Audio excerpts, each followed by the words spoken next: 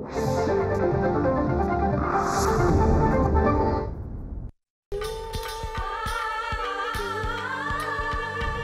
रात्र म्हणव्याची, ही रात्र तेजाची, ही रात्र म्हणव्याची, ही रात्र तेजाची. उठा पेटवा ग सारेच फलिते, नका घाबरू ग पाहून जळीते. उजेडाची आस, प्रकाशाचा ध्यास, ही रात्र बनव्याची, ही रात्र तेजाची. जरी संकटे चाल येती करुणी हो, जरी दुःख झरते नयना मधुनी हो, करा सामना त्या लढा संकटाशी. बदलेल सारे पुन्हा तूच उरशी हो. ही रात्र बनव्याची, ही रात्र तेजाची.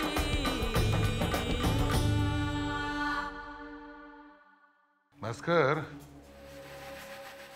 उद्या मीटिंग बंगल्यावर नाहीये, कॉन्फरन्स हॉलमध्ये यावं लागेल. तेव्हा आता उद्या मीटिंगसाठी एकही कॉन्फरन्स हॉल उपलब्ध राहणार नाही अशी व्यवस्था करायला हवी.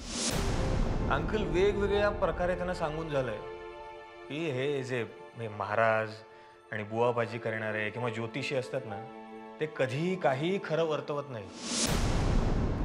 Kadam, yes madam. फूड ग्रेनच्या सगळ्या स्टॉकचा आढावा घ्या.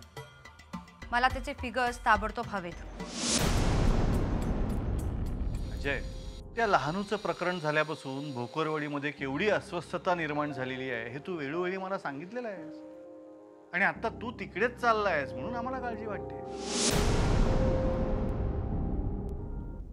अफवा पसरवून, खोट्या नाट्या गोष्टी सांगून करून अनेक वेळेला समाजाचं वेगळ्या वेगळ्या पद्धतीने शोषण केलं जातं. भोंदूबाबा, महाराज, देवी, मांत्रिक, तांत्रिक अशा काही तयार करून ठेवल्या आहेत जनतेने आणि या काही लोकांनी की हजारो कोटींच्या मालमत्ता त्यांनी निर्माण केलेल्या आहेत. आम्हाला तुम्हा सगळ्यांना हे आवाहन करायचं आहे की अशा लोकांच्या नादी लागू नका. स्वखुशीनं उघड्या डोळ्यांनी स्वतःचं नुकसान करून घेऊ नका. जगातला कुठलाही भोंदू, बाबा, महाराज, देवी, तांत्रिक, बांत्रिक, ज्योतिषी कुणीही काहीही करून कुणाचंही नशीब बदलू शकत नाही. आपल्या कष्टांवर, हिमतीवर, धैर्यावर निष्ठा ठेवली तर कुठल्याही समस्येचं उत्तर उशिरा का होईना पण तुम्हाला मिळू शकतं. तेव्हा अफवांना बळी पडून आपण आपलंच नुकसान करून घेतो आहोत हे लक्षात ठेवा. आपण सगळे विज्ञान युगात विवेकानं आणि सारासार विचार करून वागणं हेच योग्य आहे.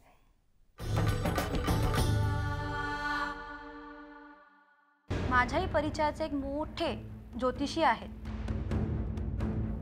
रमणाचार्य. नाव तुम्ही ऐकलंच असेल.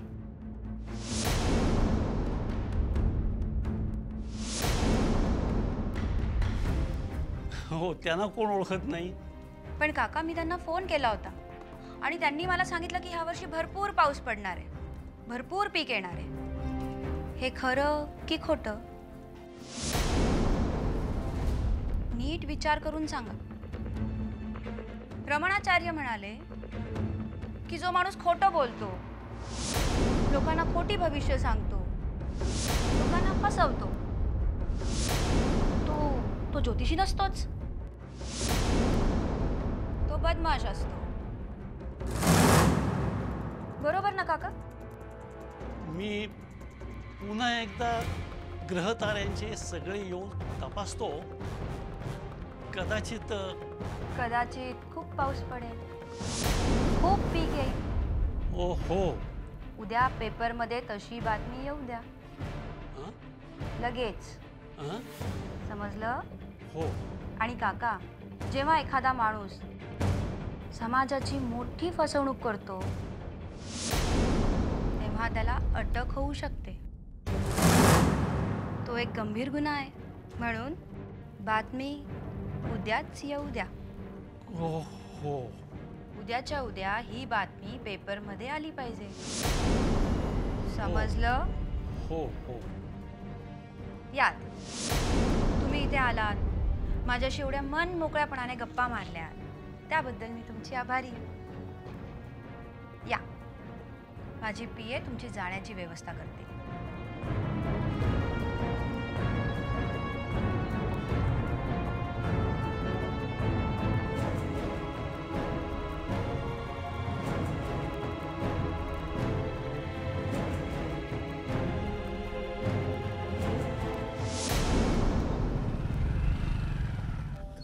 बस.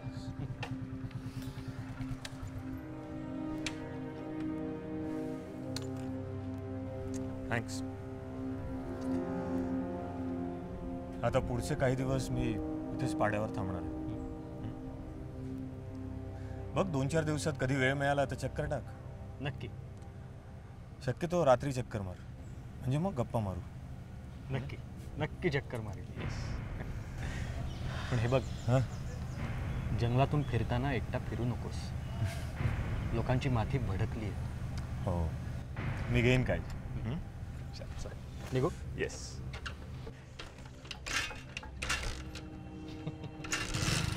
नवीन घे आता bike.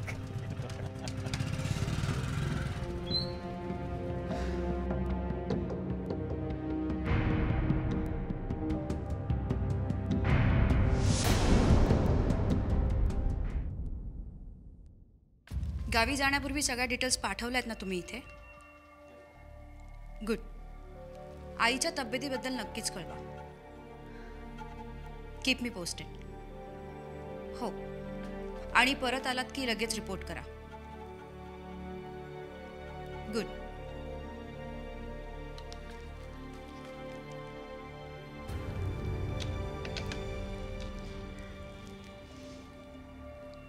Kadam, yes madam.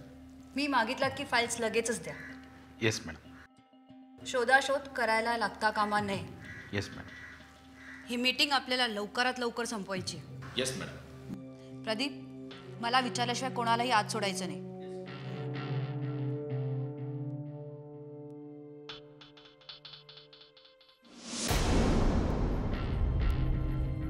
Good morning madam. Kadam साहेब, साहेब आले.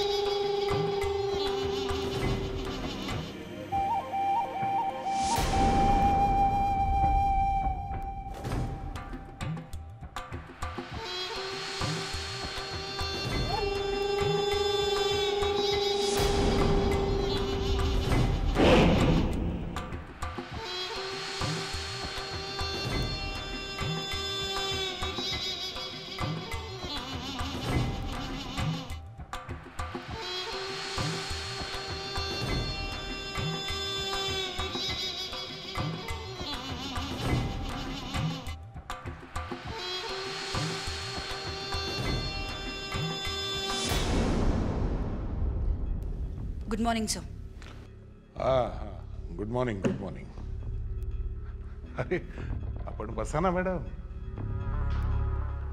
कदम, बसा.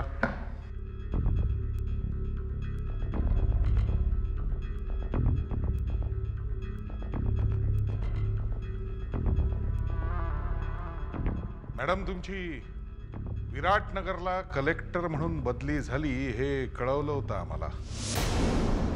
आठवलेंनी. तेव्हाच तुमच्याविषयी इतरही गोष्टी कळल्या होत्या.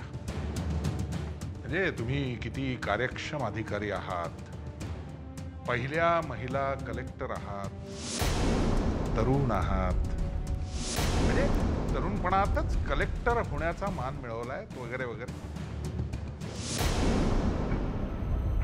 अर्थात या ना त्या कारणाने आपली भेट मात्र होत नव्हती. तो योग आज आला. सर, माझ्याबद्दल तुम्हाला एवढी सगळी माहिती आहे हे ऐकून कौतुक वाटलं.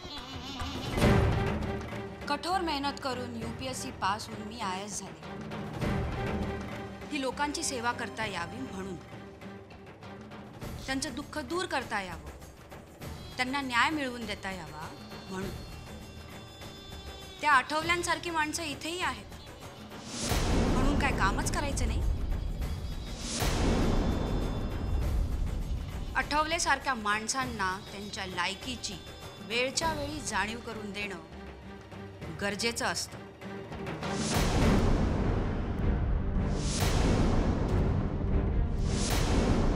नाही का? हा, नाही ते ठीक आहे, तो तुमचा प्रश्न आहे. आपला आजचा महत्वाचा मुद्दा हा आहे की दुष्काळाच्या परिस्थितीशी सामना कसा करायचा. दुष्काळी परिस्थिती? सर, कुठे दुष्काळ? पावसाला अजून 3 महिने बाकी आहेत. मला म्हणायचं होतं की दुष्काळाच्या बातमीमुळे जी अन्नधान्याची टंचाई निर्माण झाली आहे त्या बाबतीत. टंचाई अजिबात नाहीये सर. कोणीतरी नफेखोरी करण्यासाठी केलेला उद्योग आहे हा. दुष्काळाची भीती दाखवून नफा करायचा आणि अहो पण टंचाई इथं निर्माण झाली ना मॅडम. 1 मिनिट.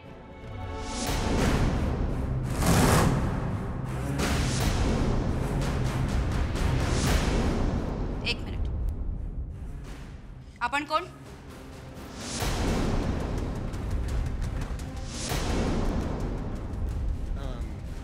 मी भास्कर पाटील. मग आपली एकदा ओळख म्हणजे भेट झालेली आहे मॅडम.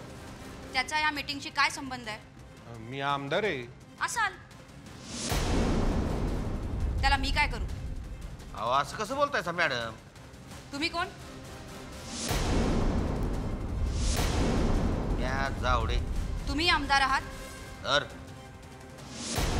या मीटिंगचा आणि तुमचा काय संबंध? तुम्ही दोघांनी इथे यायचं काहीच कारण नाही. ही मीटिंग राज्याचे अन्न पुरवठा मंत्री आणि विराटनगरच्या जिल्हाधिकाऱ्यांची आहे.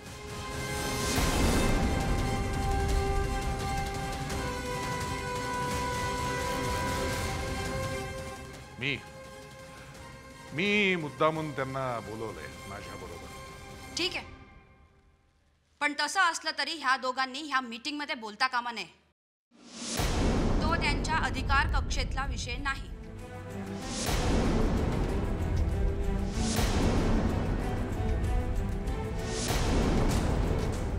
हां, तर सर, टंचाई सदृश्य परिस्थिती आहे, पण टंचाई नाही. माझ्याकडे पूर्ण जिल्ह्याची आकडेवारी आहे सर. त्या केशवरावांना काल बोलावून घेतलं होतं सर. केशवराव? हां, ते ज्योतिष फितिश काय सांगतात ते. केशवराव ठाऊक नाही सर आपल्याला? मी असं ऐकलं होतं ते आपले पर्सनल ज्योतिषी आहेत. त्यांनीच केली होती ना भविष्यवाणी दुष्काळाची वर्तमानपत्रातून.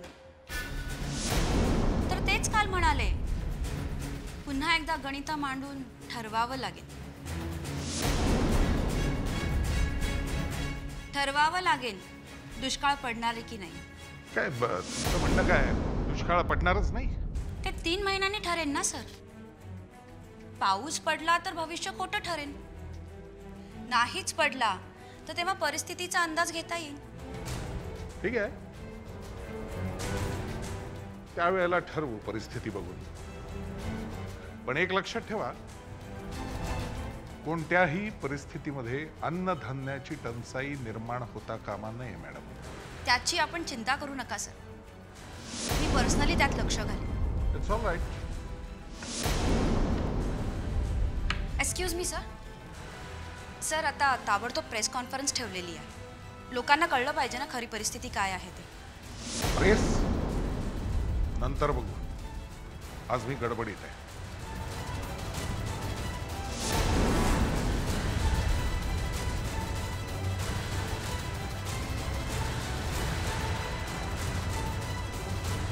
मॅडम मी आलोच.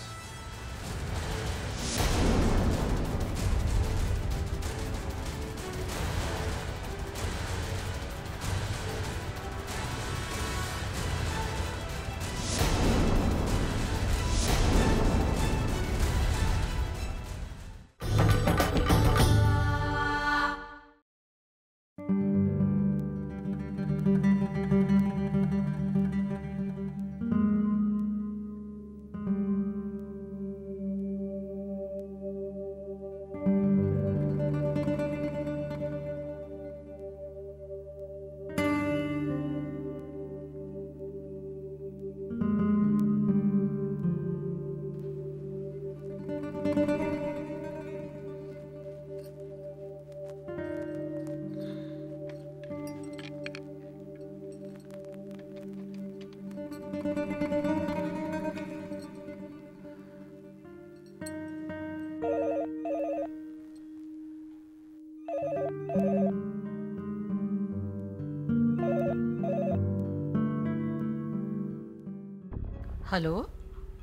हां हॅलो, मंगलाताई आहेत का? हो बोलते. आपण कोण बोलताय? मी रमा गुप्ते. नमस्कार. अच्छा, मंगलाताईच का? परवा आकांक्षा येणार होती इथे राहायला, पण मग अचानक तुमची तब्येतच बिघडल्याचं कळलं. हो ना, मला सुद्धा खूप वाईट वाटलं. मुलीचा हिरमोड झाला हो. खूप उत्साहात होती मुलगी, बॅग भरून तयार होती. तुम्हाला सुद्धा वाईट वाटलं असेल नाही? नाही हो, म्हणजे आजार पण काय सांगून येतं का? आणि दुखणं कोणाला हवं असतं? असं अचानकच येतं ना आजार पण. फक्त काय, आकांक्षा 4 दिवस येणार म्हणून आम्ही पण अगदी खूप उत्साहात होतो ना. पण ठीक आहे, आपल्याला बायकांना सवयच असते अशा गोष्टींची, नाही का? बरं, मग आता तब्येत कशी आहे तुमची? नाही, तशी थोडी बरी आहे. डॉक्टर येतच असतात चेक करायला. विश्रांतीचा सल्ला दिला आहे त्यांनी मला. पण आता विश्रांती घेणं इतकं काही सोपं नाही आहे ना हो. कंपनीचं काम पाहायला लागतं, कोण ना कोण माणसं भेटायला येत असतात. त्यामुळे विश्रांती कशी मिळणार? पण आकांक्षा आहे म्हणून ताण येत नाही हो माझ्यावर. पण तिची मात्र फार धावपळ होते हो. हां, मग घ्या आता, अगदी पूर्ण विश्रांती घ्या, काळजी घ्या तब्येतीची. हां, ही आकांक्षा आहे का? दिसत नाही जवळ कुठे. बोलू का तिला? नाही, नको नको, मी नंतर करीन तिला फोन. बरं, ठेवू मग आता? ठीक आहे. हां, अच्छा.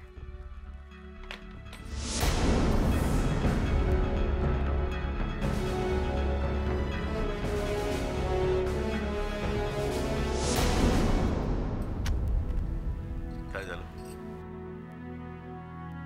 आपण इथे आहोत तोपर्यंत काय या मंगलाताईंना बरं वाटेल असं मला वाटत नाही. बरोबर आहे तुझं. त्यांना आकांक्षाला इथं पाठवायचंच नाही. आकांक्षा आहे का विचारलं तर म्हणाले आसपास कुठे दिसत नाहीये. हे काय बोलणं झालं? असं बोलतात? रमा, प्रत्येक जण स्वतःचा फायदा बघत असतो. आता आकांक्षाला इथं न पाठवण्यामागे सुद्धा काहीतरी कारण असेलच त्यांचं. मला असं वाटतं आपण आता निघूयात इथनं. का?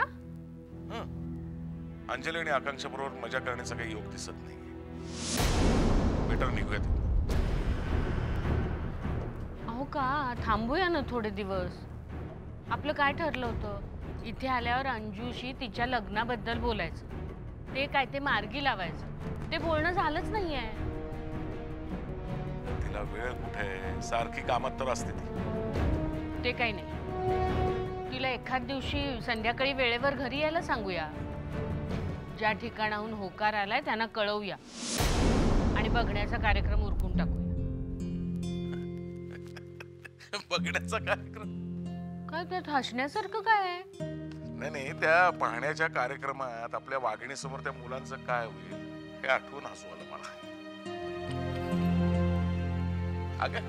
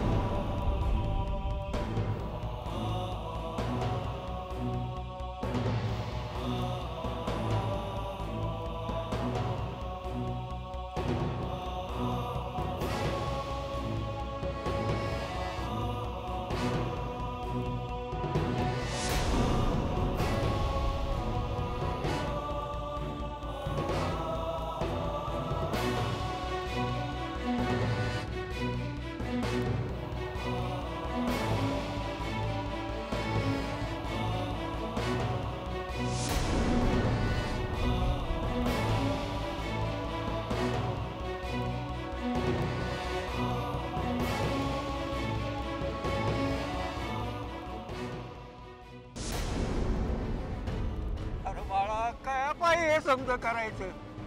कळायला पाहिजे कोणाच्या जमिनी हा? आजा, त्या जमिनी आपल्याच आहेत आणि आपल्याला मिळायलाच पाहिजे.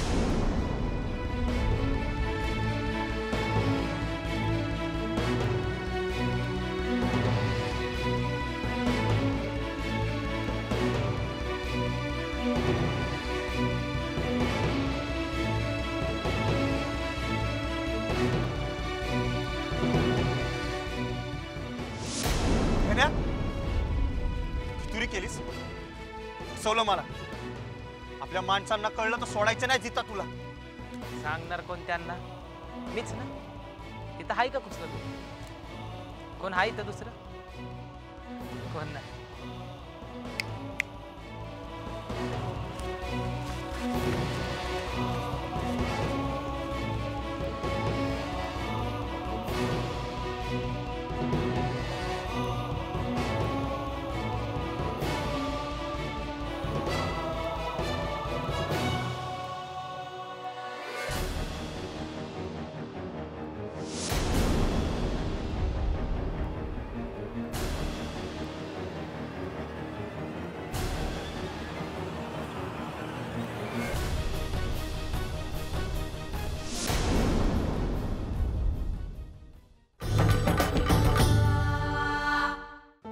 यायला उशीर झाला. आज खूप काम होतं बाबा. मीटिंग होती मिनिस्टर बरोबर. मिनिस्टर म्हणजे तो नटवरलाल पुरोहित? हो. तुम्हाला ठाऊक आहे? चांगलाच. कसा? तरुण असताना सरपंच होता. अतिशय डोकेबाज आणि धोकेबाज माणूस आहे. त्याची गावामध्ये त्याच्या दहशत होती. अनेक तक्रारी होत्या याच्याबद्दल. गावच्या पतसंस्थांमध्ये पैशाचा अपहार केला म्हणून त्याच्यावर आरोप होता, पण पुराव्याअभावी सुटला तो. हल्ले करणं, बलात्कार करणं असे अनेक आरोप होते, पण प्रत्येक वेळी सुटला. काही प्रकरणांचं इन्व्हेस्टिगेशन माझ्याकडेच होतं. आता अन्न पुरवठा मंत्री आहेत. माझ्यावर दबाव आणण्याचा प्रयत्न चालू आहे. आदिवासी पाड्यावरच्या जमिनी बळकावून बसलेत. सरकारचा GR आहे. वेठबिगारी आदिवासी ज्या जमिनी कसत आलेत त्या जमिनी त्यांच्या नावावर करण्याचा. खूप अस्वस्थता पसरली आहे बाबा. मी दौरा केलाय, रेकॉर्ड्सही मागवले. सगळीच यंत्रणा ढवळली गेली आहे त्यामुळे. अंजू, हा नटवरलाल अतिशय धूर्त राजकारणी आहे. तू नवीन आहेस, तुझा अनुभव कमी आहे. सावध राहा या असल्या लोकांपासून. बाबा, कायद्याच्या चौकटीत राहून मी कामं करते. मला कसली भीती? मी कशाला काळजी करू नटवरलालची? अंजू, कायद्याला स्वतःच्या मर्यादा असतात. म्हणजे कायदा जरी लिखित स्वरूपात असला तरी त्याचे अर्थ बदलण्याचा अधिकार माणसाला आहे, खुर्चीत बसलेल्याला आहे. मी जो एखाद्या शब्दाचा अर्थ लावेन त्याला दुसराही अर्थ असू शकतो, अशा शक्यता नेहमीच असतात. पण बाबा, त्यामुळे मी चूक कशी काय ठरू शकते? माझी एखादी कृती कायद्याला धरून नाही असं तर होत नाही ना? होऊ शकतं. एवढं लक्षात ठेव आणि काळजी घे. विश्वास ठेव माझ्यावर. बाबा, देवा बिबापेक्षा माझा तुमच्यावर जास्त विश्वास आहे. एखादा कर्तव्यदक्ष अधिकारी प्रश्नाच्या मुळापर्यंत जाऊन खऱ्या खोट्याची शहानिशा करतो तेव्हा प्रश्नाचं एक वेगळंच स्वरूप समोर यायला लागतं. प्रश्न खरा असतो की निर्माण केला गेलेला असतो याचं आपलं सामाजिक भान आपण सगळ्यांनी सुद्धा वाढवायला हवं. प्रश्नाच्या मुळापर्यंत न जाता केवळ भावनेला आवाहन करणाऱ्या गोष्टींमुळे आपण असे वाहवत जातो आणि चुकीच्या गोष्टींसाठी भावनिक उद्रेक करणारे होतो. त्याच्यामधून मग सामाजिक नुकसान घडतं. हे प्रांतवाद, भाषावाद ह्या सगळ्या भावनिक गोष्टींचं भांडवल करून अनेक वेळेला राजकीय हेतू राजकारण्यांच्याकडून साध्य केले जातात. ह्या सगळ्यापासून आपण सगळ्यांनी सावध राहायला हवं. माझी खात्री आहे लहानूचा मृत्यू नैसर्गिक झालेला नाहीये, त्याचा खूनच झालाय.